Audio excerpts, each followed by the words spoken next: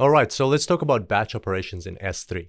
So when you have a bucket with lots of objects, you might want to perform operations on all of those objects or on some of those objects at the same time. So first of all, what you need to do is define a list of target objects, and they all must be in that same one bucket. And you can do this either by creating your own list or by generating a report using S3 inventory.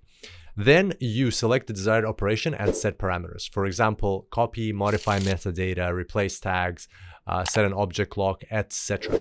And you can even use Lambda functions. Select Lambda function as your desired operation. And then once the batch operation is done, you will receive a report when complete. So pretty straightforward. This is a feature in S3. So once you open up batch operations, you'll be able to follow all these steps. And for your exam, just remember that you do need to have a list of the objects that you want to apply the batch operation to, and they all need to be in the same bucket. Here's a quick summary of what we discussed, and I look forward to seeing you back here next time. And until then, enjoy the cloud.